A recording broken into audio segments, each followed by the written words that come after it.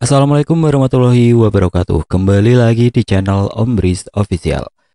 Untuk kisah kali ini ada sebuah cerita yang diambil dari akun Twitter yang bernama @rizarramadan08. Dan untuk kisah yang akan saya bawakan kali ini yaitu sebuah kisah yang berjudul Desa Buto Ijuk.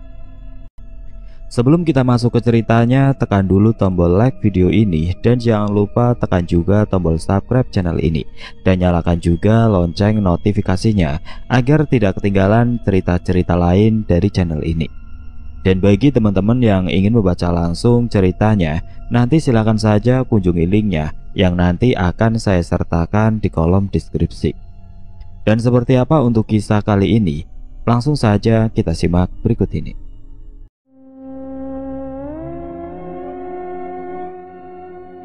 Desa Gondomayit.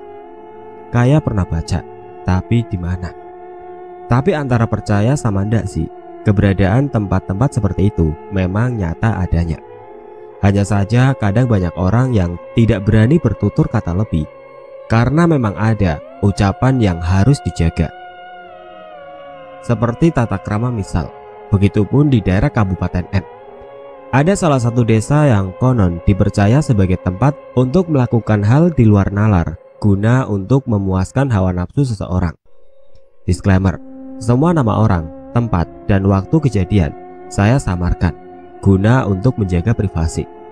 Bagi yang sudah mengetahui nama lokasi sesungguhnya, saya harap cukup disimpan sendiri saja. Kejadian ini saya ceritakan berdasarkan sudut pandang dari saksi mata yang mana beliau juga teman baik saya semasa di kampus dulu. Kejadian ini bermula di pertengahan tahun 2015, di mana waktu itu kampus kami yang berada di ibu kota terbesar kedua sedang melaksanakan program KKN di salah satu desa di kaki Gunung GL, Kabupaten M. Sebut saja nama saya Atik.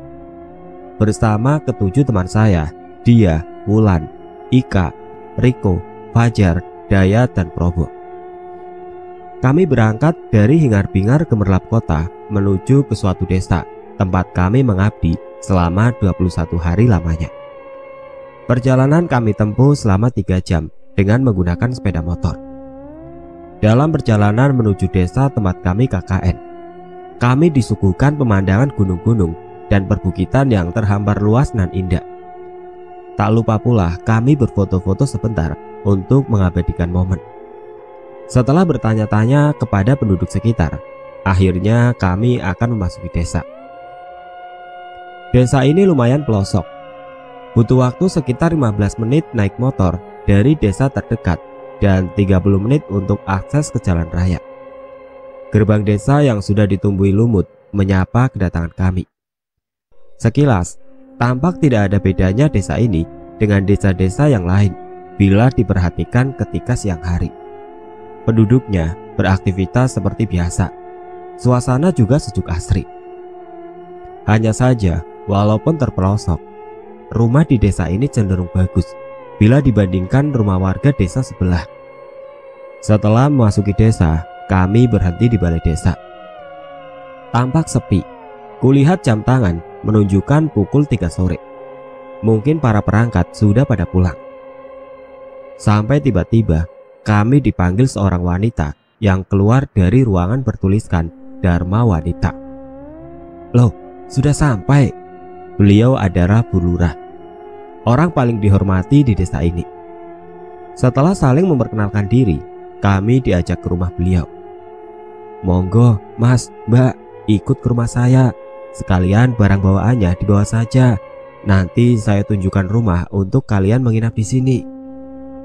Kami menikmati suasana desa, sejuk namun sepi. Pintu-pintu rumah pun seperti tertutup rapat. Tidak seperti sore hari di tempat lain, gumamku. Jangan melamun, pikir apa sih? Colek Wulan ke saya. Lah iyo, kayak kurang piknik, tambah Dayat. Saya cuman senyum kecut. Perasaan saya berubah menjadi tidak enak. Hawa sejuk gunung berubah menjadi hawa dingin yang bikin tubuh saya mendadak jadi tidak enak.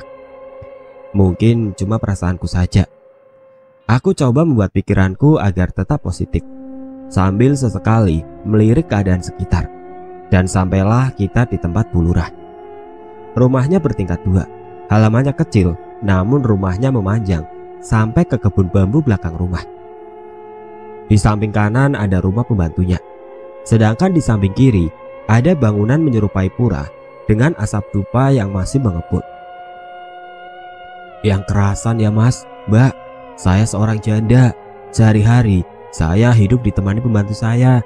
Anak saya 2, 1 meninggal, yang 1 lagi kuliah di luar kota. Jadi anggap saja seperti rumah sendiri. Kami semua terkagum. Walaupun terpelosok, rumah Bu Lurah ini lumayan bagus. Banyak ornamen-ornamen klasik dan lukisan-lukisan wajah-wajah orang yang ditempel di ruang tamu.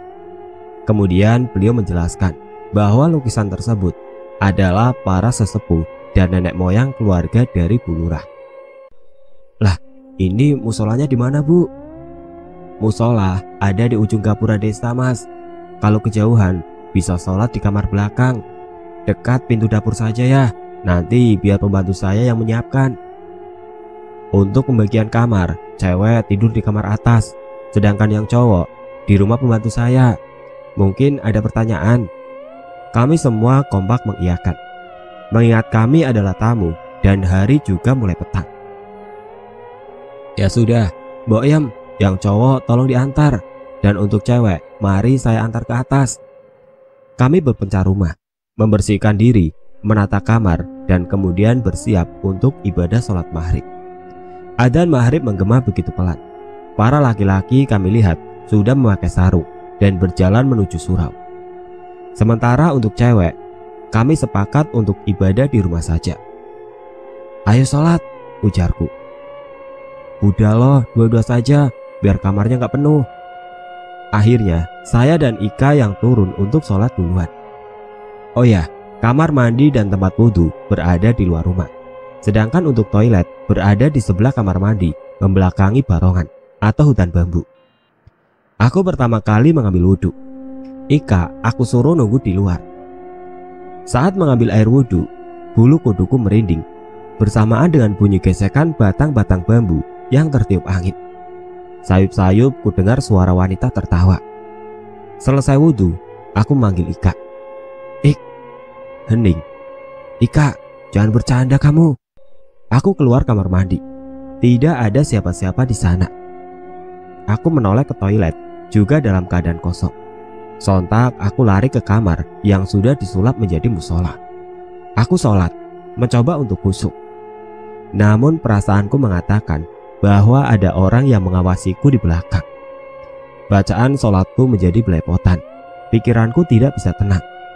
Keringat mulai membasahi keningku, walaupun saat itu suhu lumayan dingin.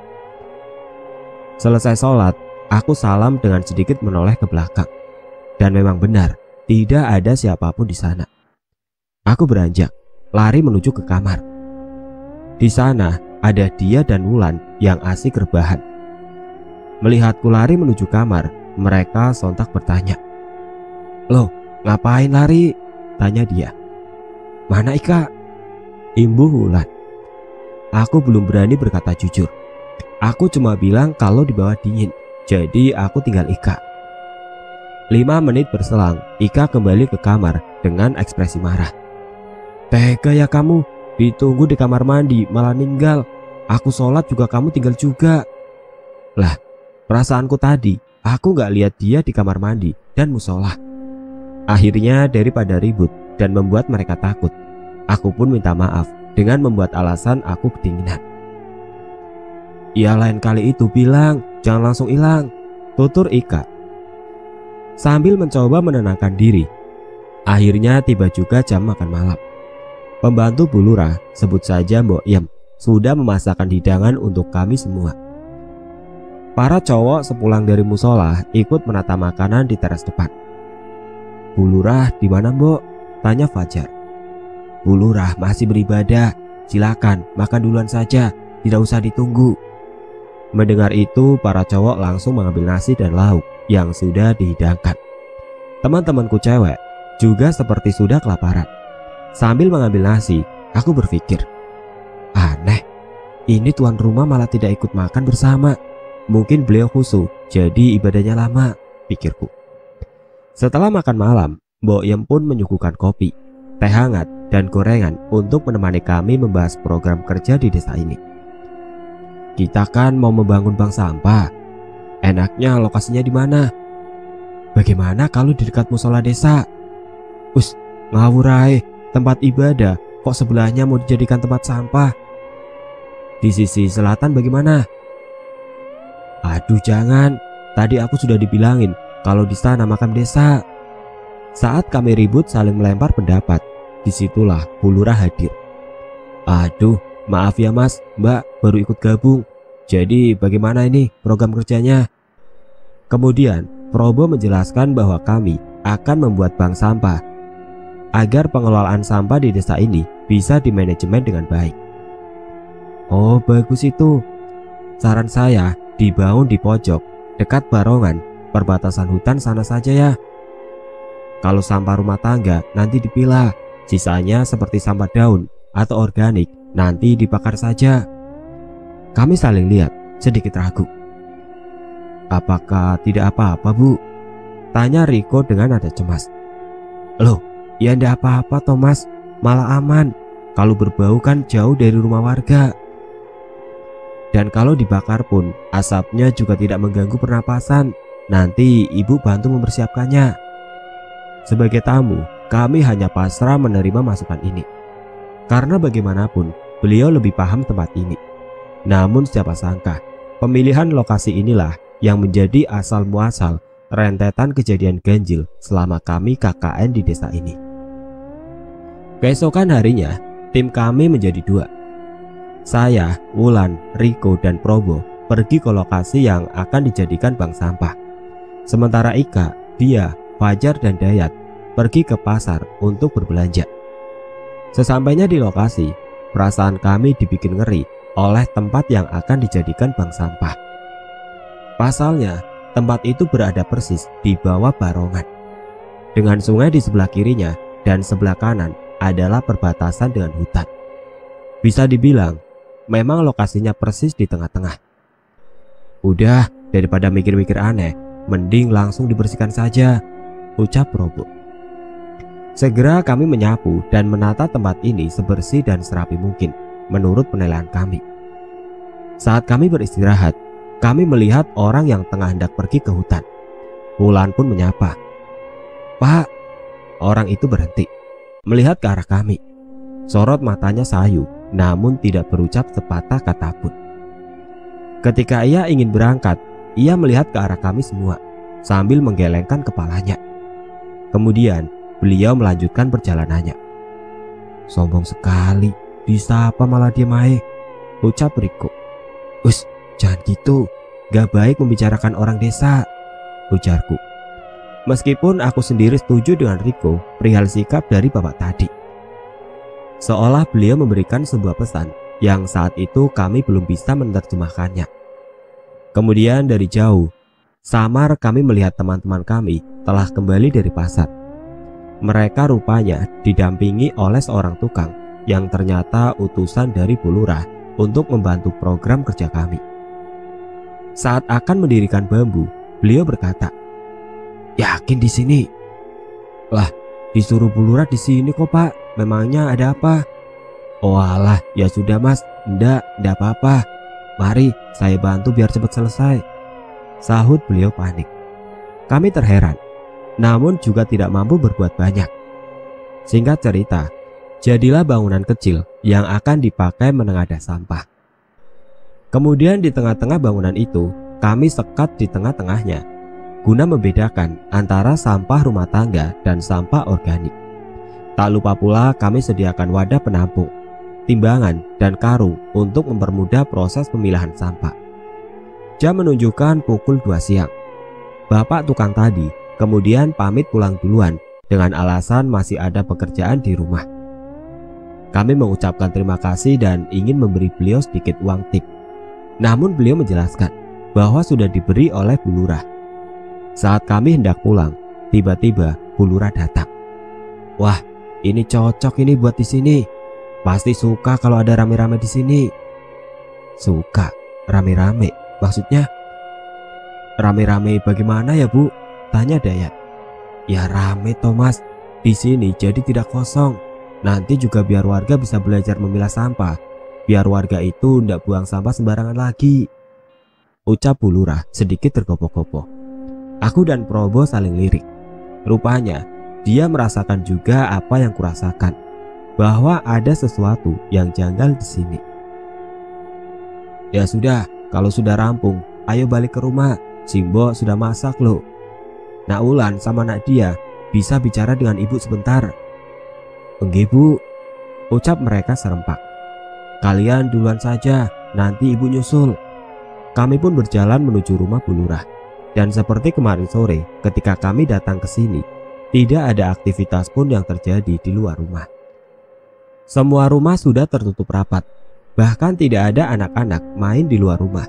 Hening sekali. Yang menemani langkah suara kaki kami hanyalah banyolan dari Riko dan Probo ditemani desiran angin yang membuat suara bambu bergesekan. Sekedar informasi bahwa desa tempat kami KKN dikelilingi oleh rimbunya pohon bambu. Dari gapura sampai batas hutan, seperti dibentengi bambu. Sesampainya di rumah, para pria langsung bergegas mandi. Sementara aku dan Ika membantu Mbok Yem menata makanan di teras. Aroma dupa yang berasal dari tempat seperti pura di depan rumah membuat Ika bertanya pada Mbok Yem. Ibu agamanya apa toh Mbok? Mbok Yem seperti terdiam. Mbok, senggol saya. Maaf non, saya lupa kalau tadi belum bikin kopi. Saya tinggal ke dapur dulu ya. Kami berpadangan. Sedikit berbisik, kami mulai curiga. Aneh gak sih karo Simbo? Iya, seperti takut. Apa di sini? Biarkan saja, tuturku kepada Ika. Tak lama berselang, para cowok ikut bergabung di teras. Disusul dari pagar, muncul Bu Lurah dengan Wulan dan Ika. Wes, yang cewek segera mandi, yang cowok segera ke musola. Sudah surup. Nanti kemalaman, biar ibu tunggu makanannya. Nggih Bu, kami pun bergegas bubar. Sesampainya di kamar, aku mencoba tanya kepada Wulan. Bu Lurah tadi cerita apa? Wulan, gertaku. Apa? Bu Lurah tadi ngapain aja ke kamu? Nggak apa-apa. Sudah ayo mandi, bareng dak. Melihat gelagat aneh Wulan membuat saya dan Ika curiga. Terlebih dia juga diam saja. Tapi ya sudahlah, mungkin mereka kecapean, batinku. Aku dan Wulan kemudian menuju kamar mandi. Sayup-sayup terdengar adzan maghrib berkumandang. Aku duluan ya, tungguin jangan ditinggal. Iya cepet, sautku. Sorop pergantian antara siang dan malam, di mana menurut kepercayaan orang Jawa adalah waktu bagi para hantu keluar. Dan di saat sorop itulah, konyolnya aku berada di luar, menunggu temanku mandi. Dengan suguhan pemandangan hutan bambu yang tidak henti berdecit digoyang angin. Angin berhenti berhembus, kurasakan hawa semakin dingin. Namun, deretan pohon bambu tidak berhenti bergoyang-goyang. Aku merinding. Aku pukul pintu kamar mandi. Lan, cepet. Sekonyong-konyongnya dalam rimbunan pohon bambu itu, aku melihat dua mata menyala merah menatap ke arahku. Sosoknya tinggi, setinggi pohon bambu. Tubuhnya berbulu hijau seperti bambu. Bibirku gemetar, mataku mulai menangis. Lan, cepet lah, ayo. Sambil kugedor pintu kamar mandi. Sabar, ini baru selesai. Sambil membuka pintu kamar mandi. Tanpa bicara sepatah kata pun, kutarik tangannya masuk ke dalam rumah. Dia melihatku ketakutan. Kemudian memelukku sambil bertanya, ada apa? Ku coba untuk menenangkan diri. Sambil terisak, aku bercerita bahwa ketika aku menunggunya mandi, aku melihat sosok itu. Gendruwo, besar dan tinggi, tapi berwarna hijau. Tapi tolong jangan bilang teman-teman ya. Aku tidak ingin Ika dan dia takut gara-gara aku. Ya sudah, tenangin diri dulu. Aku tadi juga dengar suara cowok. Terus aku ingat kalau cowok-cowok ke musola. Kami tidak jadi sholat. Kami kembali ke kamar. Tentu aku sudah menghapus air mata dan menenangkan diri terlebih dahulu. Cepetnya. Iya, di bawah dingin. Kamu jadi mandi, Ik. Sudah gelap, aku takut. Ya wes, ayo makan lek ngono. Kemudian kami berempat turun ke bawah menuju teras. Di sana, Bu Lurah ngobrol dengan para cowok. Aku yang baru saja melihat kejadian itu hanya bisa memendam sementara. Nah, iki wis kumpul, ayo makan. Kali ini, Bu Lurah sendiri yang membagikan piring. Ketika makan malam, hanya Probo yang memperhatikanku. Seolah dia tahu, baru ada sesuatu yang menimpaku. Dalam suasana tersebut, Dayat memberanikan diri bertanya, Bu, dupa di situ buat apa? Sambil menunjukkan jari ke arah bangunan pura. Walah, buat wangi-wangian saja kok Mas. Ya masa ada banyak orang tidak dikasih wewangian, ya ndak enak, bener kan? Dayat manggut-manggut, kemudian meneruskan makanannya. Mas, Mbak, permisi saya tinggal ibadah ke kamar dulu nggih. Silakan diteruskan makannya. Setelah selesai makan dan merapikan tempat teras, kami melanjutkan diskusi mengenai proker. Tik, kamu baik-baik saja? Nggak apa-apa Bu, ada apa emang? Enggak, aku cuma kroso ndak enak aja hawane. Cuma perasaanmu saja paling Bu. Iya mungkin, semoga tidak ada apa-apa. Iya, amin. Suasana malam yang sunyi serta hawa dingin yang semakin menusuk membuat kami mengakhiri diskusi untuk malam ini. Dalam perjalanan menuju kamar, ku cium aroma dupa dan bunga kenanga saat melewati kamar Bu Lurah. Kebetulan kamar Bu Lurah berada di tengah-tengah rumah. Tik, ayo, ucap Ika. Duluan aja, ucapku pada teman-teman. Aku terdiam, mencoba menajamkan indera penciumanku. Apa benar wangi ini berasal dari kamar Bu Lurah? Saat itu pula, wangi itu pun semakin menguat. Mendadak bulu kuduku berdiri. Ketika ingin melangkah pergi, tiba-tiba Bu Lurah keluar dari kamar. Di dalam sekilas tampak gelap. Naati, ada apa? Ada yang bisa ibu bantu? Enggak Bu, cuma tadi cium bau wangi saja. Oh, mungkin dari dupa yang ibu pasang di depan. Enggak Bu, ibu, tadi saya lihat sosok genderuwo di belakang kamar mandi. Apa memang ada? Bu Lurah tersenyum sambil berkata pelan. Oh alah, udah ngerti toh. Itu cuma menyambut Naati. Selama kamu gak aneh-aneh di desa ini, dia tidak akan mengganggumu. Oh ya, itu bukan genderuwo. Itu namanya buto ijo. Bagaimana Bu? Ucapku menangis lirik. Wes tenang, awakmu bakal aman. Tenang, kamu aman. Yang penting kamu nurut sama ibu. Gak usah cerita ke teman-temanmu ya, biar mereka nanti tahu sendiri. Ucapnya tenang. Sekarang segera balik ke kamar ya Nduk, sudah malam. Aku hanya diam tanpa membalas ucapannya. Sesampainya di kamar, aku langsung membaringkan tubuhku. Teman-teman menanyaiku ada apa.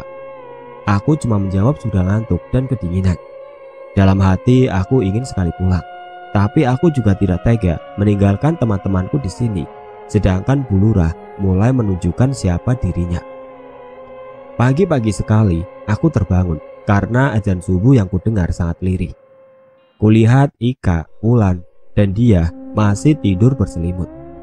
Kuberanikan turun untuk melaksanakan sholat subuh, walau harus ke kamar mandi sendirian. Sampai di sana, bayang-bayang buto ijo kemarin masih samar terbayang. Keadaan memang cukup gelap di kamar mandi, karena penerangan hanya ada di pintu dapur sebelum keluar ke kamar mandi. Itu pun hanya menggunakan lampu dop 5 watt. Alhamdulillah tidak ada gangguan sampai pagi menjelang. Kita semua bersiap untuk beraktivitas. Namun wajah Fajar terlihat seperti orang yang kurang tidur. Kamu ndak apa-apa, kok pucat? Tanya Ika. Aku tadi malam seperti mimpi. Ketindihan sosok besar, matanya merah. Aku manggil teman-teman tapi tidak bisa. Dan kayaknya cuma aku yang kena. Aku melihat Probo, Riko, dan Dayat. Memang dari keempat cowok itu, cuma Fajar yang wajahnya tampak lesu. Kalau tidak enak badan, mending istirahat di rumah aja, Jar, sahut Ika. Tiba-tiba Fajar mengangkat telunjuk ke mulutnya. Aku gak mau di rumah sendirian. Simbo kayak ngeliatin terus. Feelingku gak enak. Kami saling pandang. Kemudian setelah menenangkannya, kami pun mengajaknya ke lokasi bank sampah. Setelah sarapan dan ingin berangkat menuju lokasi, Bu Lurah keluar dari dalam rumah. Wah, sudah mau berangkat. Hati-hati ya Mas, Mbak. Tapi ibu boleh minta tolong sama Nak Ulan dan Nak Dia sebentar. Ibu mau ada acara di balai desa soalnya. Oh, nggih Bu, sahut Ulan dan Dia. Aneh. Dari kemarin-kemarin, Bu Lurah seperti akrab cuma kepada Dia sama Ulan. Ada apa sebenarnya? Sebelum berangkat, aku sempatkan untuk menoleh kepada Bu Lurah yang sedang berbicara sama Ulan dan Dia. Spontan pandangannya menuju ke arahku. Beliau tersenyum. Tidak, bukan tersenyum. Lebih menyeringai daripada sebuah senyuman. Kami pun sampai di lokasi bank sampah. Anehnya, tiba-tiba keranjang yang kemarin kami sediakan kosong, tiba-tiba penuh dengan daun bambu yang sudah kering. Mungkin warga desa sudah dikasih tahu sama Bu Lurah, tutur Riko. Karena dirasa sudah cukup personil, tim kami bagi dua.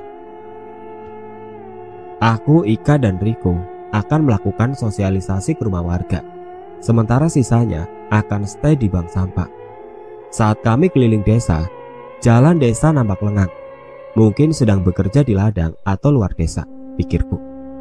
Sampai kami tiba di salah satu rumah yang menjadi tempat rumpi ibu-ibu desa. Rumahnya berada di samping musola desa. Kami disambut hangat. Setelah kami memperkenalkan diri, menjelaskan maksud tujuan proker kami, ternyata mereka cukup antusias mendengarkan. Sampai, ini lokasinya di mana toh Nak? Di pojok Bu. Loh, pojok desa sebelah mana? Yang tempatnya berbatasan dengan jalan masuk ke hutan. Sontak seperti ada kengerian dalam raut muka mereka. Warga di sini sudah tahu lokasinya. Belum Nak. Memang siapa yang menyuruh membuat lokasi di situ? Bu Lurah Bu. Sontak para ibu-ibu tersebut seperti berbisik-bisik satu sama lain. Kami bertiga pun hanya menunggu apa yang sedang mereka bicarakan. Setelah dirasa cukup, salah satu dari mereka pun berbicara. Nah, itu tempat angker. Tapi semoga saja tidak ada apa-apa. Banyak-banyak berdoa ya. Teman-temannya dijaga. Loh, angker bagaimana Bu?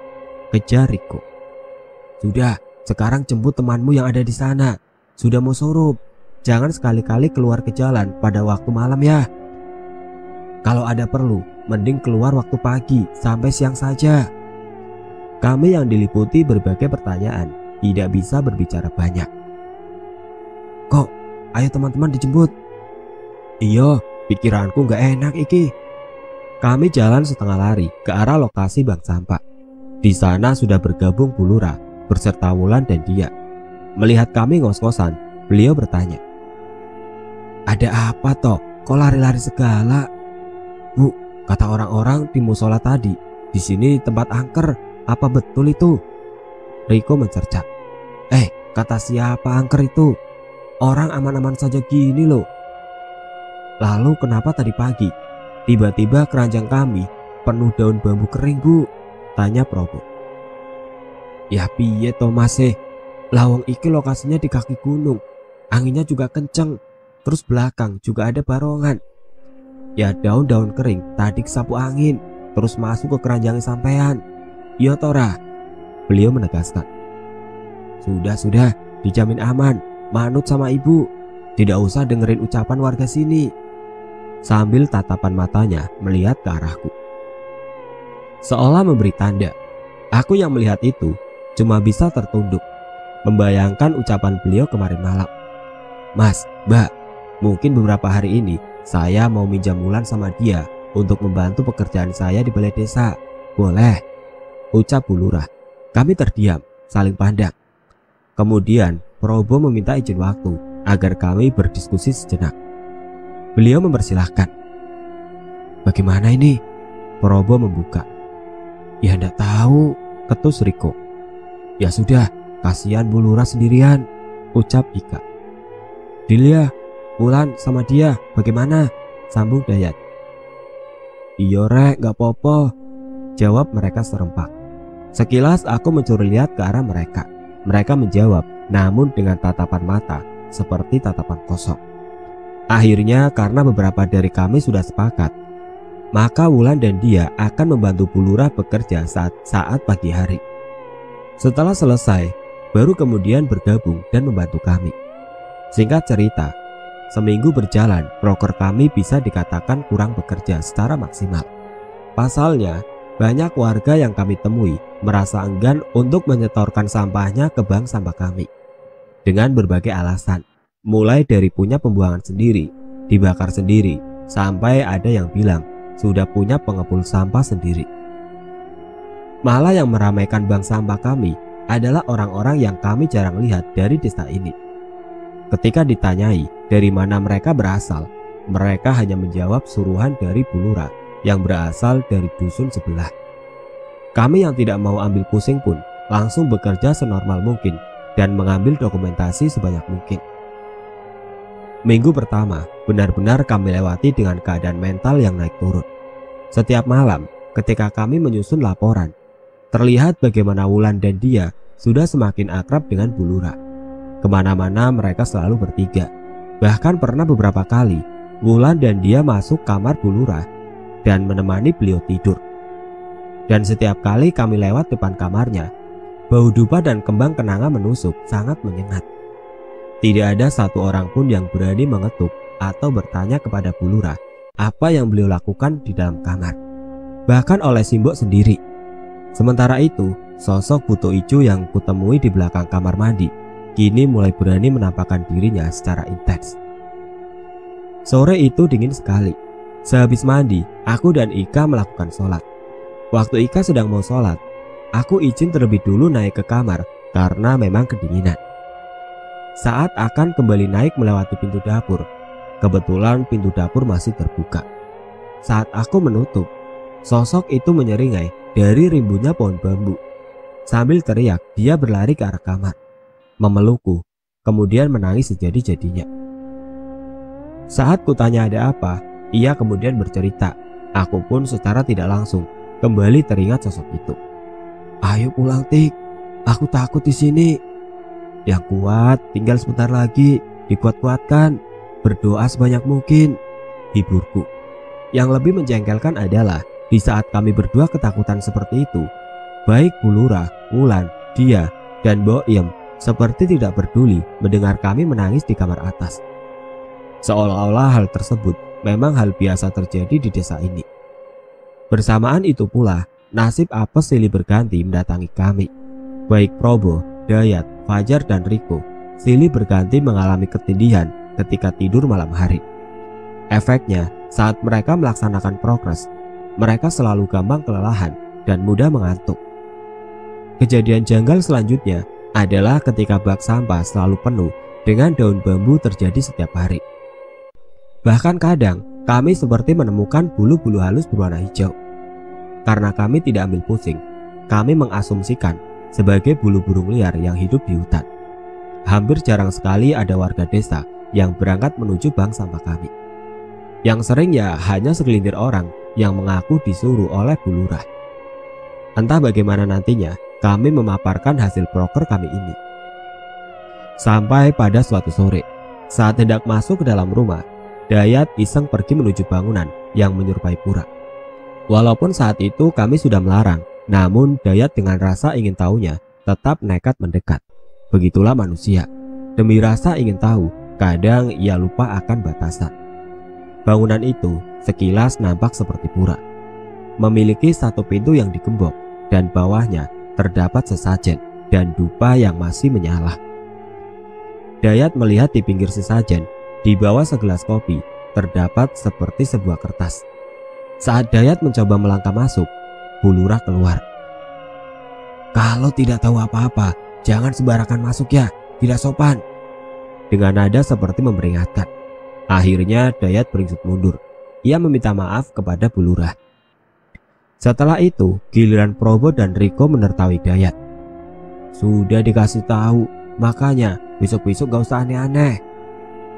Semenjak aku dan Ika pernah melihat sosok itu, kami berdua selalu berinisiatif untuk mandi lebih awal. Dan ketika masuk waktu sholat, kami ikut berjamaah dengan para cowok. Ada sedikit keanehan ketika kami mengajak Wulan dan dia. Bila diajak, mereka akan bilang, "Duluan aja." Probo yang heran melihat perubahan pada tingkah kami pun bertanya, "Kenapa sekarang ikut jamaah ke musola?" "Aku habis Belum selesai Ika ngomong, tanganku langsung sigap untuk menutup mulutnya. "Lihat apa?" Enggak Bu, gak ada apa-apa." Aku dan Ika saling berpandangan. Mungkin Ika sudah mengerti kode dari tatapan mataku bahwa tidak baik untuk menceritakan semuanya di sini. "Walah, barangkali pernah lihat. Soalnya aku sama anak-anak pernah lihat soalnya." "Ah, lihat apa?" sentakku. "Shh, jangan keras-keras, nanti kedengaran penunggunya sini." "Ya sudah, tenang dulu, ceritanya di kamar rumah Mbok Yem aja," tutur Riko. Kami bersepakat. Selepas sholat isya, kami berenam kembali menuju rumah Mbok Yem. Suasana jalan yang sunyi membuat siapapun yang lewat akan bergidik ngeri. Setelah sampai, Probo membuka. "Siapa dulu yang mulai cerita? Jar." Sebenarnya setelah ketindihan, hampir setiap mau tidur, aku gak bisa tenang. Hawanya bikin gerah, padahal kulihat yang lain selimutan. Pernah aku haus, terus pergi ke dapur. Lalu tiba-tiba, aku lihat wujud bayangan besar berlari keluar. Aku gak jadi minum, terus balik ke kamar. "Kamu bagaimana kok?" cetus Fajar. Iya, lebih tepatnya, apa sih? Kemarin malam itu perutku mules. Kulihat di kamar udah jam 10 malam.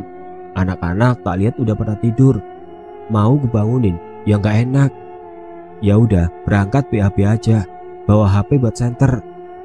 Lah, pas BAB iku di hutan bambu belakang, ada suara orang sedang menyapu.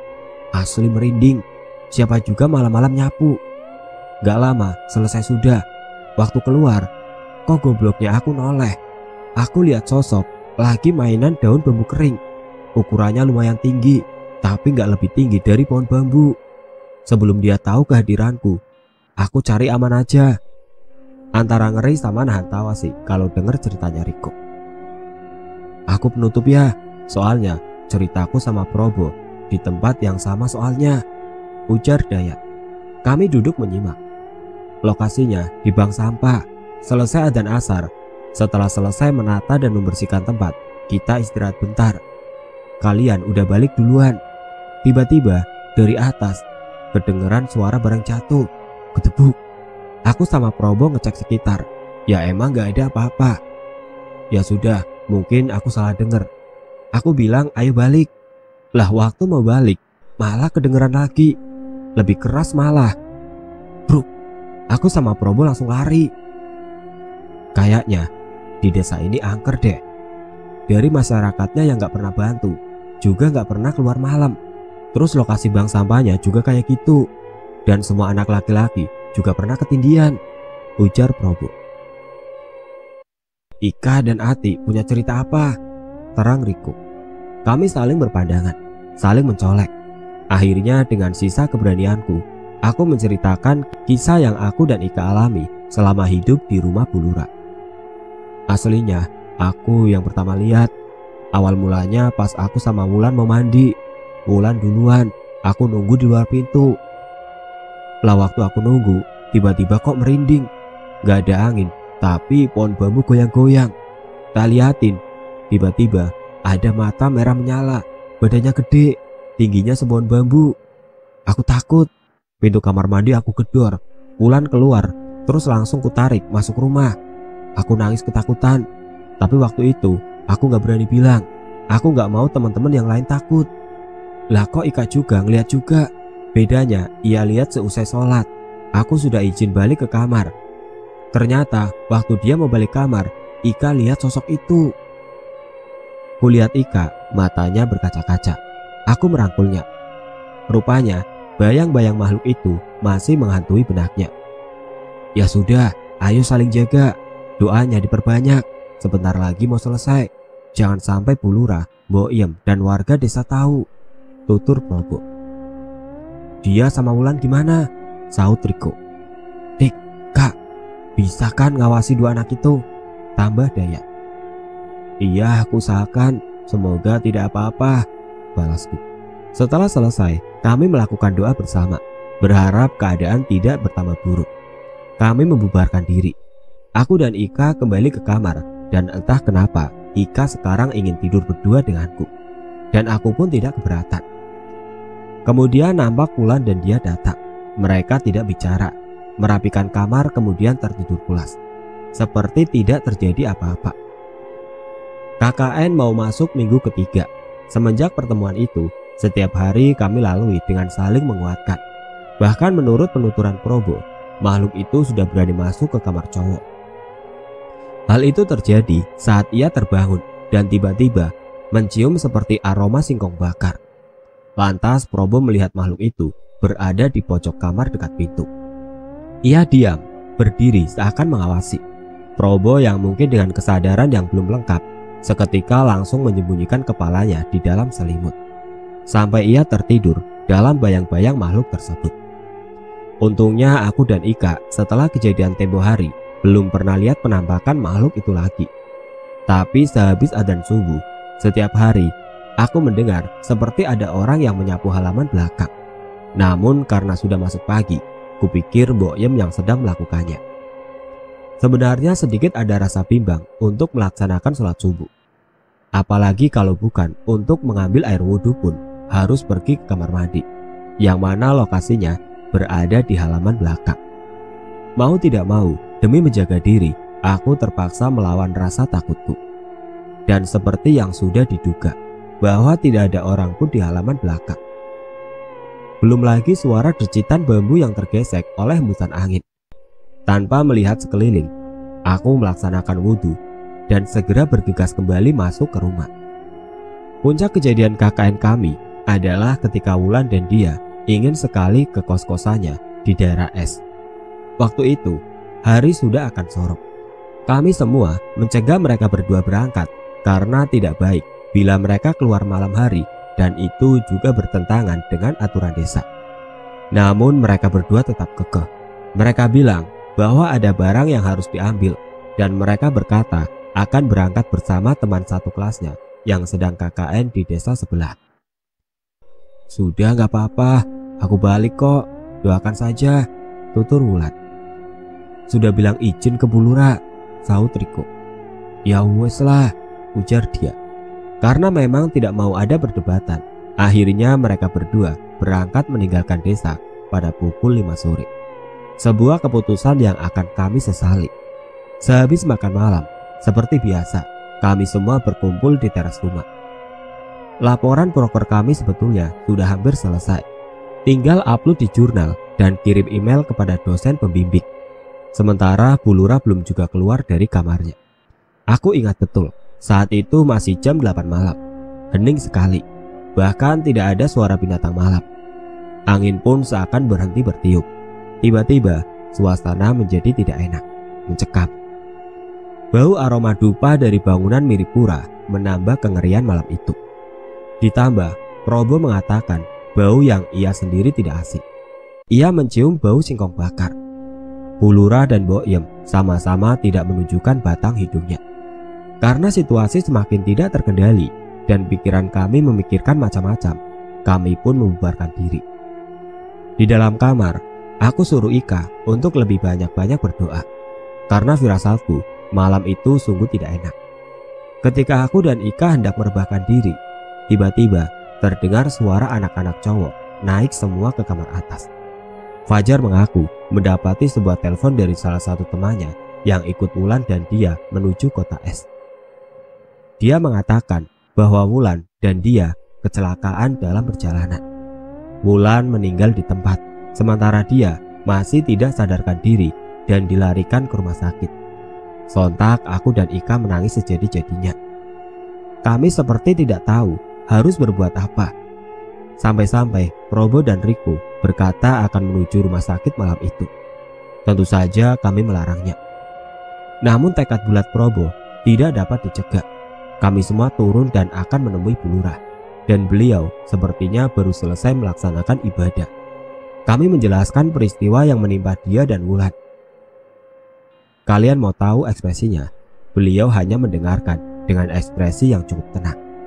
Bahkan sangat tenang, seperti tanpa beban, mengingat beliau adalah orang tua asuh di sini. Dan saat Probo dan Riko hendak meminta izin untuk berangkat ke rumah sakit, beliau berkata, "Sudah, besok pagi saja ya nak, tidak usah nambah-nambahin masalah. Ikhlaskan saja temanmu, tidak baik keluar desa malam-malam. Nurut sama ibu ya." Merasa terlalu pasrah akan keadaan, Probo dan Bu Lurah sempat terjadi perdebatan yang cukup sengit. Namun keputusan tetap berada di tangan Bu Lurah. Kami yang sama-sama bingung hanya saling diam dan tak mampu berbuat banyak. Mau tidak mau, kami harus mengikuti aturan Bu Lurah. "Sekarang lebih baik kembali ke kamar semua, istirahat. Lebih baik temannya didoakan," tegas Bu Lurah sambil jalan kembali menuju kamarnya. Akhirnya kami semua pun kembali ke kamar masing-masing.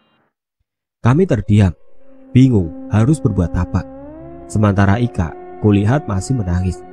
Kupeluk ia, ku coba menguatkan, meski aku juga merasa kehilangan. Tidak kusangka KKN yang tadinya berjalan lancar berubah menjadi seperti ini. Pagi sekali ada utusan dari kampus datang ke rumah Bu Lurah.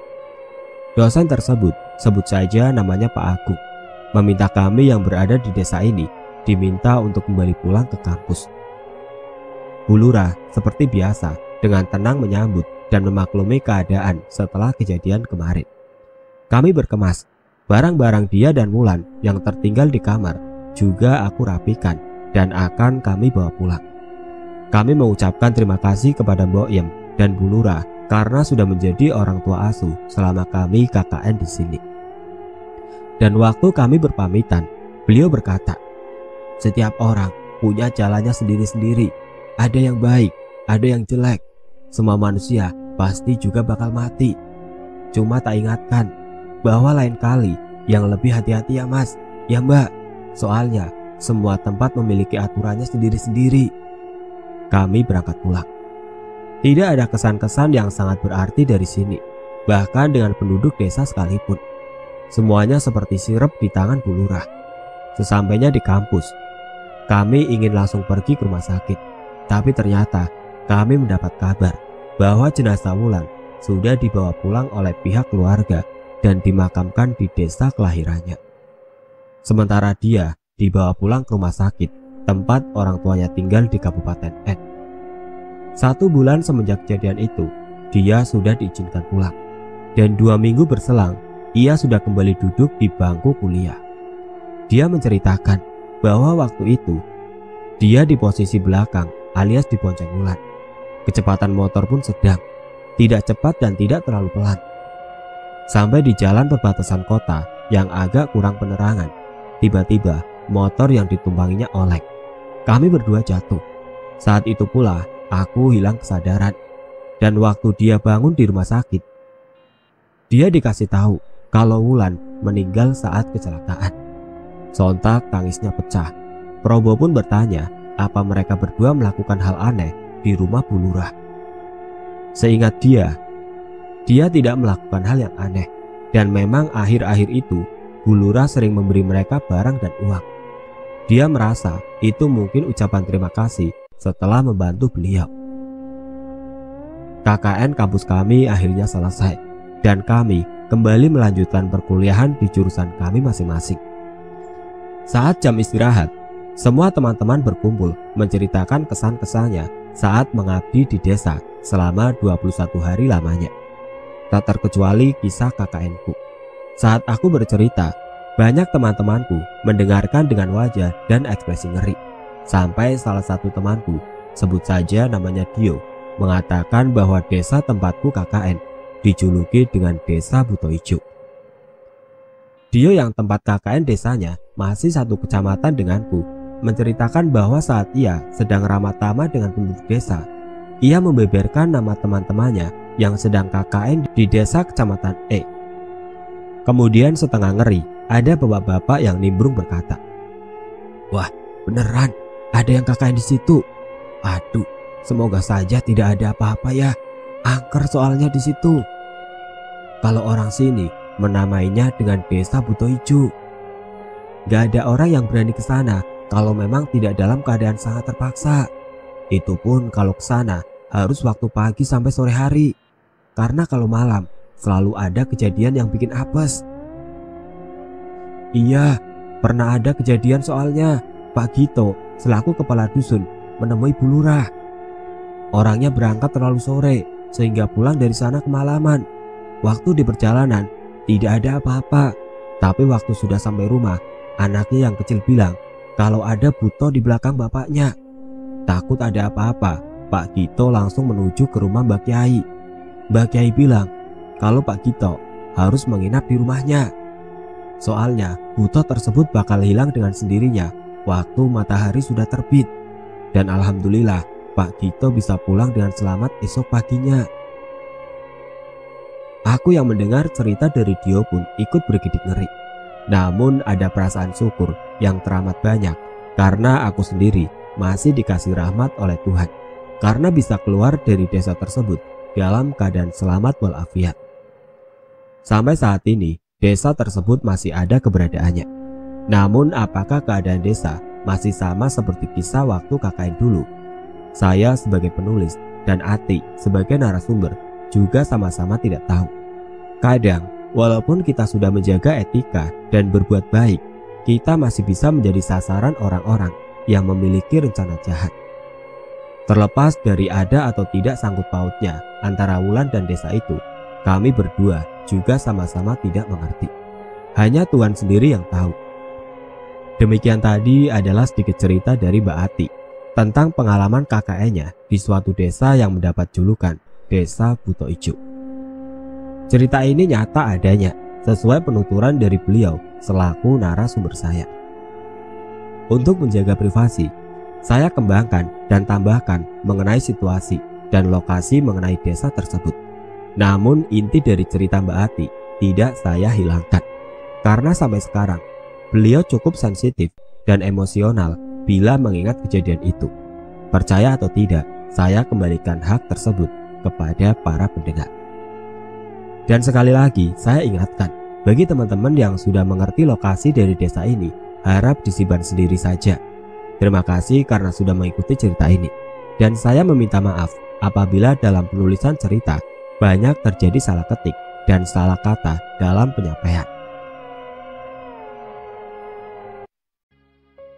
Oke teman-teman, seperti itulah akhir dari kisah ini. Semoga apa yang sudah saya sampaikan dalam kisah ini dapat dijadikan pelajaran untuk kita semua.